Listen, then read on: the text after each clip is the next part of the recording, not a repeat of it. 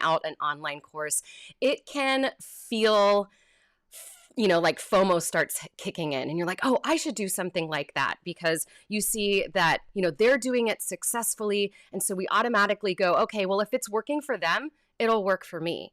Well, that's not always the case. One offering in one studio may work really, really well, but when you try to apply it to your own model, it might, let's be honest, crash and burn. Now, what we're going to be doing today is we're going to be walking through 4 crucial steps that you need to be aware of if you're launching a new offering, whether it's a one-on-one service, a group class, or an online music course. So before we get into this, I just want to say, hey, welcome. Ouch, just hit my hand on the printer. If you're new here, my name is Sara Campbell, and I am a business strategist, mindset, and marketing coach. And I work with music studio owners and online education experts just like you. And I go live here every Wednesday where we talk about these topics. So I'm doing some behind the scenes stuff here, right here, just making sure that we have all the links updated. I think we are good to go. So we're going to get into these 4 steps today. We're going to really define them very clearly so you understand what they are. Our goal is to build awareness around them so that when you decide to launch something new, you will be able to do that successfully and confidently. So if you are thinking about launching a new offering in your business, I'd love to know. Let me know, what are the details of this new offering? Are you considering maybe doing a new type of service, like a one-on-one service in your studio? Are you thinking about maybe offering workshops or group programs? I'd love to know what's buzzing around in your brain when it comes to new offerings for your studio. So we're going to get into the content here in just a moment. I'll say hello to everybody on Instagram. If you want to see the fancy stuff, you can hop over to Facebook or YouTube and find us there, and I'll be bringing fancy stuff across the screen. Otherwise, hang right there. And hey, if you're watching on Facebook or you're watching on YouTube, please be sure to say hello. Whether you are watching live or on the replay, let me know where you're tuning in from, and I'd love to say hi. I see Chrissy is watching over on Facebook. She says, we are planning on adding a group voice class. I love that, Chrissy. That's fantastic. I can't wait to hear about all of the offerings that you all are thinking about. And before we play our intro music, for those who are watching the full screen version, Bjorn would like to say hello. And he'd like to let you know that he's cleaning his paws. All right, so let's get into it today. Y'all ready? Let's do this.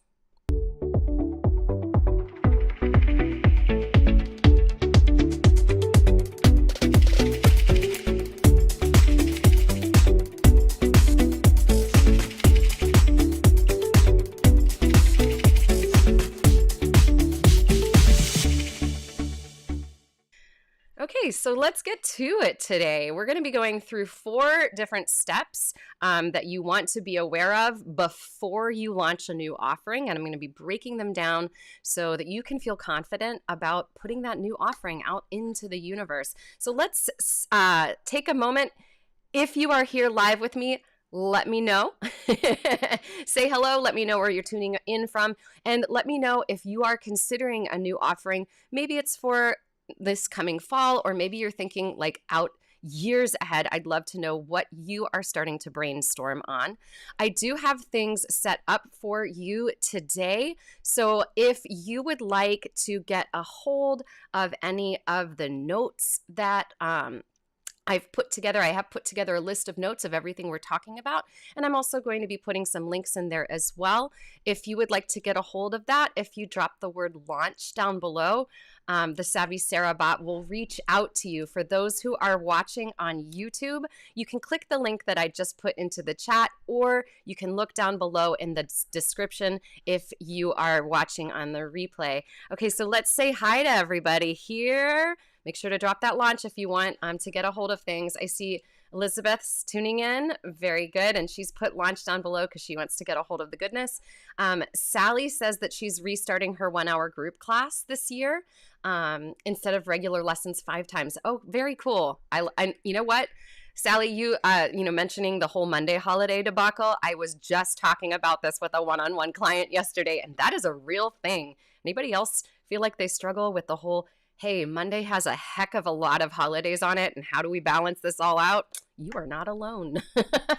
Carol Westcott says she's interested in group classes and some more online courses. Oh, Carol, I'd love to chat with you about that. Sally's in Indianapolis. Sonia's tuning in on YouTube, and she says she's going to be offering asynchronous lessons and coaching. That's become a brand new thing in our world. Not really brand new. It's been here for a while, but since the pandemic and, going into this bigger realm of online teaching, this is an offering that I think is getting a lot of traction, and it's really, really cool. Hey there, Aaron's tuning in. He says he's planning for a lower tier offer for adults. I love it. That's so great. And Grace is tuning in from Jersey Shore. She is going to be doing a new group class, and that she needs tips. Ooh, can't wait to hear more about that. Okay. Hey there, Mike. I see you're tuning in over on the personal page. So I will give you a link that you can press so that you can get a hold of the show notes. Unfortunately, the Savvy Sara bot does not work over on my personal profile, but it does work on the page. So you can click here. All right, let's get to it. I have chatted long enough. And let's get to tip number 1. There we go. Give me a moment. Bring up the things on the screen.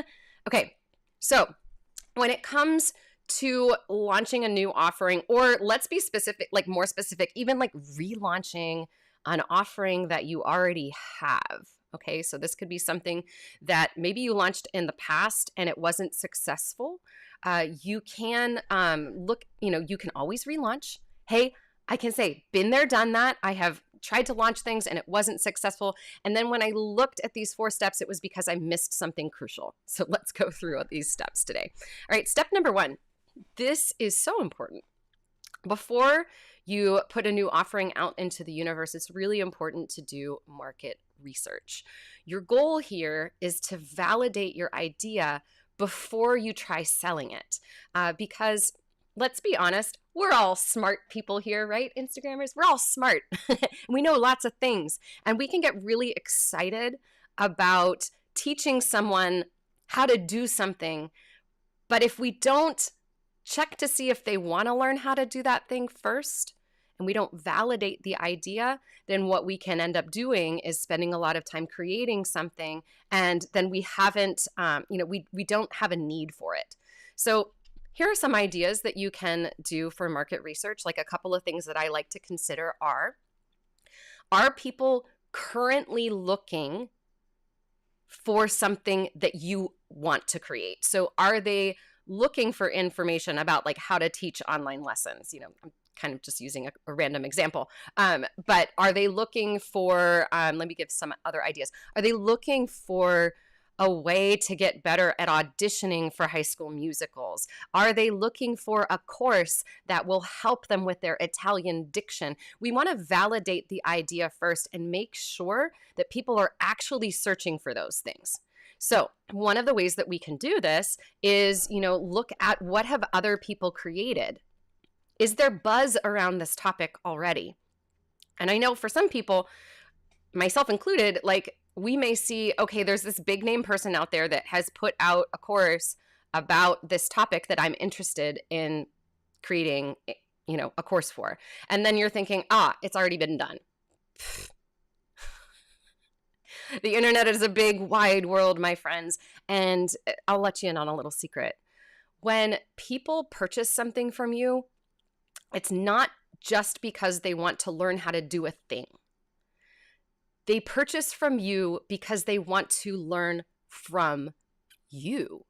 They are purchasing from you because they enjoy your brand. They resonate with who you are as a human being and how you present information. So don't worry if somebody else out there already has that idea and has launched that into the universe.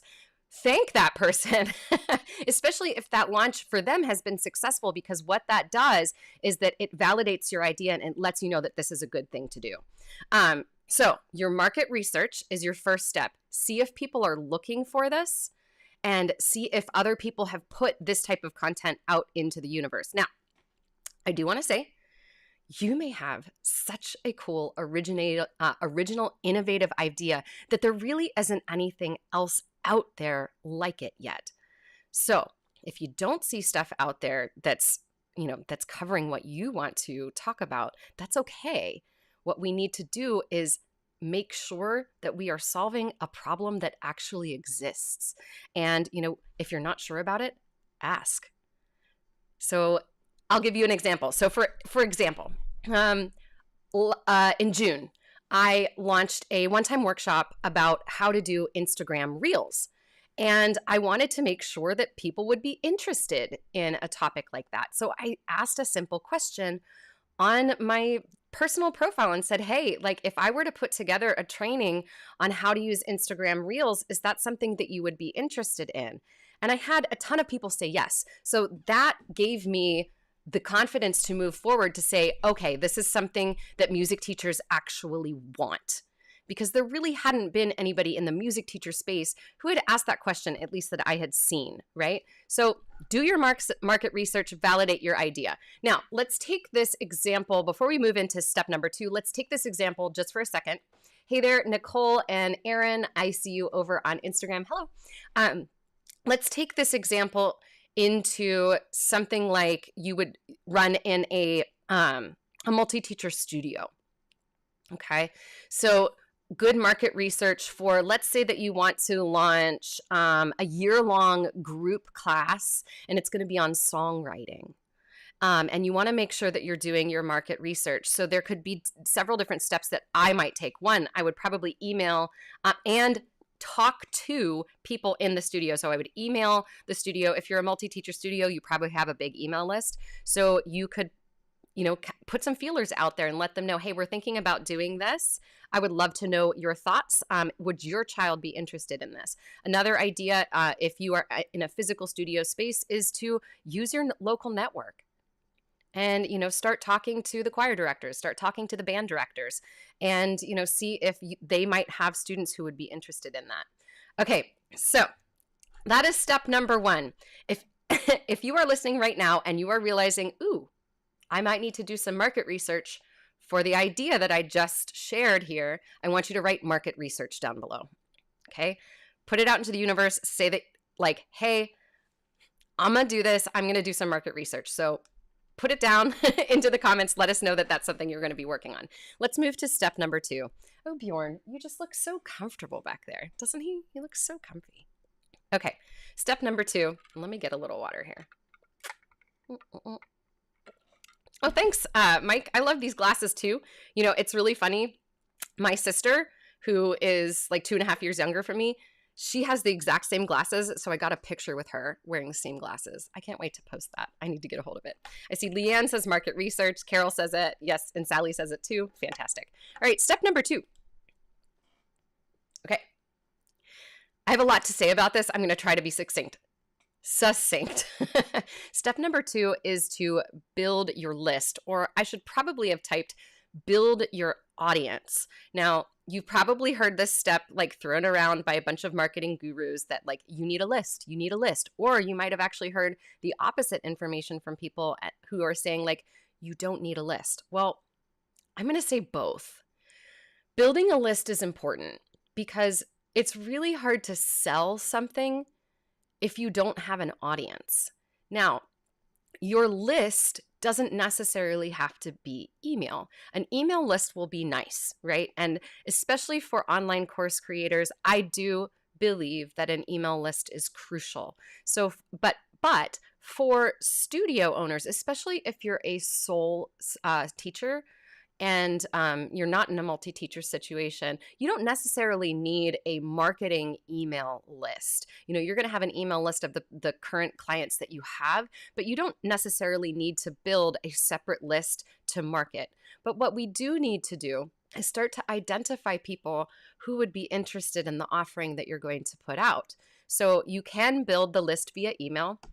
And I'm not going to get, specifically into the steps of doing that because that's like an entire topic in and of itself. But building an email list, especially if you were an online course creator, That's crucial. Having some type of a list, maybe it's a list of local schools and choir teachers and band teachers in your area. Maybe it's a list that you keep on a pen, with pen and paper of people who have shown interest to you. Maybe it's a list of a separate Facebook friends list that you've created. They still have this like really cool custom friends list that you can use, and it's like, I really love it.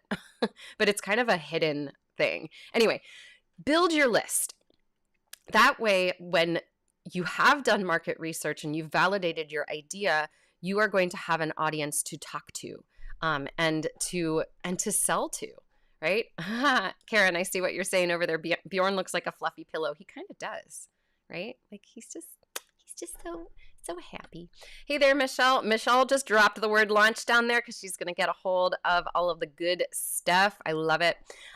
So build your list. It doesn't have to be email, but definitely start putting something together where you are building an audience that you can talk to, that you can get ideas from, and that eventually you can sell to, right? Okay, so let's move on to step number 3. Oh, if you have, I do want to speak specifically to those who might be watching right now who are interested in launching an online course, okay? If you need help building a list and you want to have a one-on-one chat, just let me know down below. I do have some opportunities where we could have chats and we could at least map out some simple steps for you. So if you're like stuck in that process, this is something that I do for a lot of clients. So let me know if you need help with your list. Okay, let's move on to step number 3. So we have done our market research. We have validated our idea. We have started building our list so that we're going to have people to sell to when we want to launch the offer, right? And then we go into step number 3. Now, step number 3 is often the step that people try to take first. And I want to be very specific about how I think that can be a dangerous idea. Because if we spend a ton of time creating a course before we validate the idea and before we have an audience that we can sell to, one, we've sunk a lot of time into this. A lot of time and effort has been spent. There might have already been money spent too. And if we haven't validated the idea and we don't have people to sell to, that could kind of turn out badly, right? I've been in that situation. So my encouragement to you is to really focus on steps 1 and 2. And then when you get to step 3, I want to encourage you to sell first. Now, there are specific types of people that this will work for, I think, personally, right? So if you're the type of person that gets excited, like when things are validated and you ask a question like, hey, if I made this thing, would you want it, right? And people raise their hand, if that excites you into actually creating the thing, then this method would actually work for you. If you get overwhelmed with that idea, then maybe that there are some small tweaks that you might want to consider, and maybe you do want to create part of a course before you start mentioning it to people, but do your market research. That is a step that nobody can skip.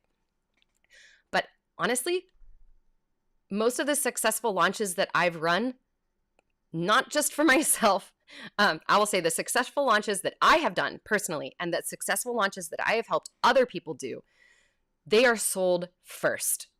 And then the content is created once the idea is validated and people have said yes. Maybe you have like the first module of a course done, or maybe if you are doing like a group class for like a ukulele group class, right? Maybe you have like the first couple of lessons kind of outlined and you have an idea of how the class is going to go. I'm not saying to go into it blind, but don't spend a ton of time creating something that you don't know is going to sell or not. I love this, Erin. List help, not lists help. You get the music pun of the day. Maybe that should start being a thing here. I wish, you know how that Facebook, this is side rant. Okay. You know how Facebook puts out those little like badges, there should be a pun badge. Facebook, I hope you're listening, because I know like the 1-year anniversary badge is cool, or like the little diamond badge that people get is cool, but I would like a pun badge, please. Okay. Anyway, moving on. Let's go to step number 4. Step number 4, this is what we want to start thinking of once we have launched and we have, let's say, a few people that have joined. This is when we're going to start creating our marketing plan. Now, there are certainly cases where you may want to create that marketing plan kind of concurrently with steps number 2 and steps number 3. But you can also work to sell that thing first, have the idea validated, have some people to sell to, sell it, and then create the content, and then create a marketing plan. And that is how you're going to take something and be able to launch it again and again, or to create something that's evergreen. So there's so many different types of marketing plans out there depending on what kind of a product or service you have. This gets us into the conversations of, like, if it's an online course, is it an open, close cart kind of thing? Is it an evergreen kind of thing? Those two marketing plans are going to be completely different. If you are doing, group classes in your studio, we need to consider, is this something that coming into like the open/close cart or evergreen, is this going to be something where people have to enroll at a specific time of year, or are you going to have rolling enrollment? These are all things that we need to consider as part of the offer. Nicole, evergreen. She's asking this over on Instagram. She says, I haven't heard that term before. That's an industry term that people throw around a lot for online courses. And just to like quickly define that, it would be, let me give an example. Okay, so like, for instance, my social media course, right? You can enroll in it any time of year. It's evergreen. It's something that, I don't do a like cutoff saying like you can't enroll in it anymore. An open close model would be like, in my business, my open close model is the branding bootcamp, which I only run twice a year. So the marketing efforts for those two things in my business are very, very different.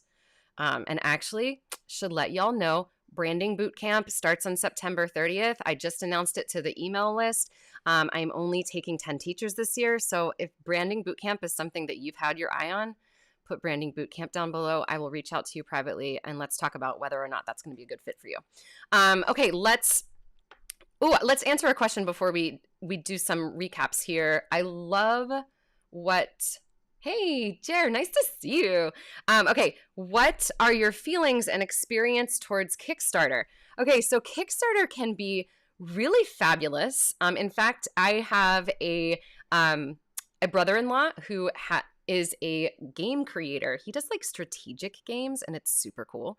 And he has done several very successful Kickstarters. Kickstarter would be appropriate for an offering that is where you are going to need to invest money in order to create this. So, thinking about some examples in the music industry, if you are creating a physical product, maybe it's some type of a practice. What's the word I'm looking for? I can't think of the word. Like, let's say that you wanted to create something physical that people could use as a practice motivation or practice incentive, and you wanted to have the money to invest in actually creating those products so that you could sell it. Kickstarter might be a good place to go. I have not personally used Kickstarter, but I think that it can be very successful if you have good incentives for people to invest in that Kickstarter. This is kind of interesting. I'm glad you brought this up. I have a student of mine, actually a piano student, who went into graphic design, and he launched his own company. And he did some Kickstarters. Most of the things that he would create were very low cost for him. So, he could create this with the money that was coming in for each product. However, there were some products that were much more expensive, and he wanted to be able to, he needed to be able to order them in bulk in order to start offering them in his Etsy store. So he started a Kickstarter, and he offered some cool incentives for people who invested. So, maybe it might be that, okay, you get this item. It's like a sticker or something. Like if you invest at this level, at the next level, you're going to get like premier access to the product, or maybe you'll get invited to like a launch party or something like that. So that's a great question. Carol asks, what about Patreon? Okay, so Patreon is something completely different. That can be used for many different things. I wouldn't consider it like a marketing tool, but I would consider it something that's really cool for subscription models if you use it right. I will say that one of the things I see that's an issue with Patreon is that people tend to put too many offerings out on Patreon and have too many low-level offerings, and it takes such a long time to get people to invest that it doesn't work out. But I do actually have quite a few clients who have used Patreon in the past. And if you're real strategic about it, it can be really successful. Okay, I see Wendy said CD and also DVD, and I'm not sure what that means. So Wendy, let me know.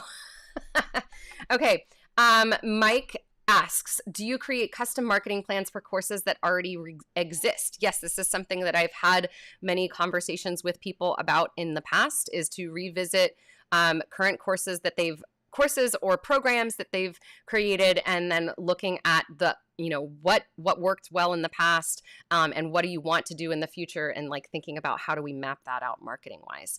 Okay, great question. Whew. Oh, I love that. Savvy Music Studio glasses. It'd be cool. I have to have a little pin created.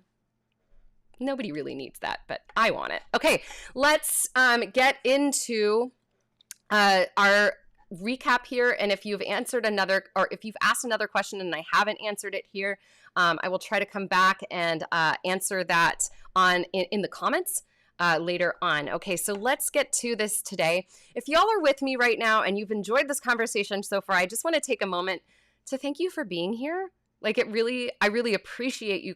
I know many of you are active in the conversation, and some of you are who I would call like my lovely lurkers, who aren't active in the conversation, but you're still here listening. So I just wanted to stop and say thank you.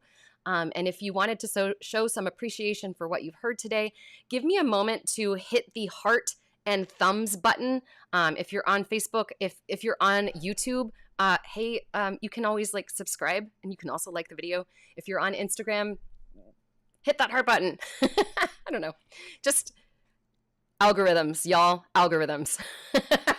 Okay, so let's get into the recap. We're going to go through all 4 steps that we talked about today. Hey, Cassandra, you're listening. I love it. So happy to see your lovely face. Okay.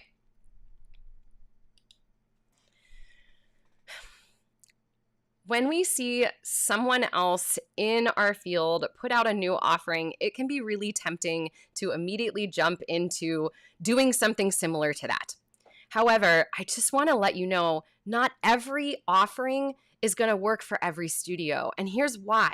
Because a successful launch really requires these 4 crucial steps. So let's go through those steps right now.